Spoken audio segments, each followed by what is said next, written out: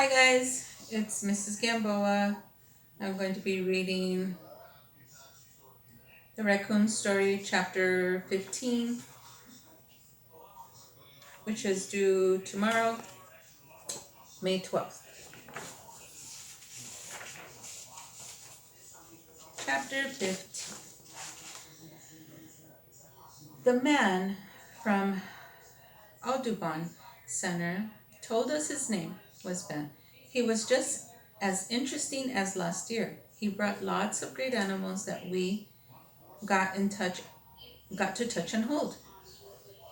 He brought a hawk who was going to stay at the Audubon Center until his wing healed. He brought a snake who looked slimy, but actually wasn't, and he brought back the chinchilla who was just as soft and snuggly as always. At the end, when all the animals had been packed up and put away, Ben asked if there were any questions.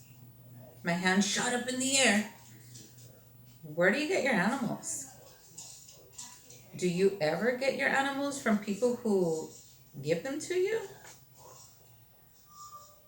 Well, actually, Ben started, all of the animals are wild animals. We don't really have any animals that would be considered pets, right? I said. Does anyone ever give you wild animals? Actually, can I see you after class, Mr. Rondo? Can I stay and talk to Ben once everyone leaves to go back to class? Sure, answered Mr. Rondo. Just make sure you're not too late. We have math we have math next.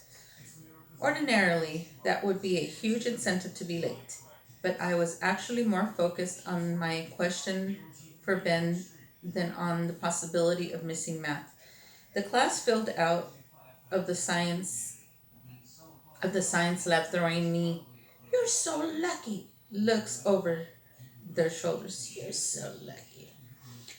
When the class left, I started in on my explanation. So here's the thing. I have this raccoon. Ben started to laugh. Do you have this raccoon against its wishes? Because I don't know too many raccoons who would be willing to be kept as pets. That's the thing I'm trying to figure out. What it wants. I know that it may not want to be kept inside the house like a dog or a cat, but he seems to want to be kept around other animals or maybe even people. I've read about the fact that raccoons are not supposed to come out during the day, only at night, or else they could possibly be rabid? That's true, answered Ben. Is that what you think might be going on with your raccoon? Turn the page. This is a long one, guys. No, I think he comes out during the day instead of at night because there is a better chance that he will see us then. He seems to like us and want to be part of something like a family. I'm pretty sure that having food he can count on has something to do with it today, too. Ben chuckled. I'm sure you're right about that. I would guess that he's getting into your trash can. But whatever makes you think he wants to be around other people or animals? Well, he seems to be watching us like he's interested in what we're doing. Also, after he tears through our garbage can, he stays somewhere where we can't see him. Where we can see him. As if he wants us to know that it's him that made the mess. I suddenly realized how ridiculous I sounded. This guy knew animals, and here I was trying to convince him that I had a wild animal begging to be held captive. You know, I tried to turn the conversation around. Really? The more I say, the more crazy it sounds. I'm sure the raccoon is really just doing his raccoon thing. I'm sure he's no different from any other raccoon. We've just never had raccoons before, so no. Wait.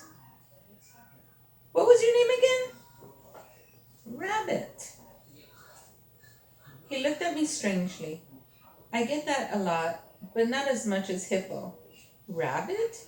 You would be surprised at how often wild animals take on human qualities, wants, needs, desires, especially in an area like this, where their well being is not really threatened. If you think about it, the worst thing that comes across their path is an occasional coyote. And even then, there are plenty of places for him to hide. Do you have a garage that the raccoon can access? No, I said. But we do have an old barn that just has an open front door. Has an open, no door. I would bet that he's hanging out in there too, answered Ben. If he doesn't enjoy sleeping outside, or if he gets too cold for him, your house and barn might be looking pretty good to him. Next page.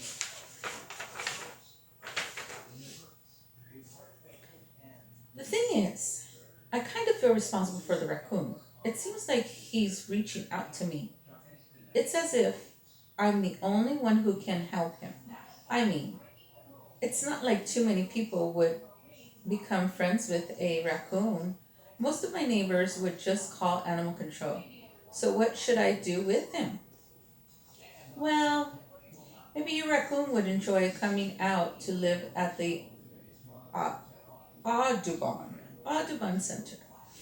He would have other animal friends to play with, and he could play with the people who work there, but he could still maintain his outdoor habitat. He would always be safe and contained, yet he would have the freedom to roam. It sounds like that might be what your guy is after. Do you think I could come by and meet him sometime? Ben asked. Sure. Before my mom finds out he's lurking around would be best, I answered. Ben laughed and handed him a small card. Well, here's my number at the Audubon Center. Give me a call there, and we'll arrange to have someone come out and see if he'd like a change of scenery. Thanks, Ben, I said. You've really helped me. And my raccoon? I do whatever I can for a fellow animal lover, he said. Will you write me a pass to get out of the rest of math? I asked. Anything but that.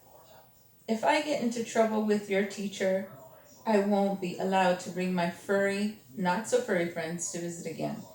And then what will future generations of students with raccoon problems do?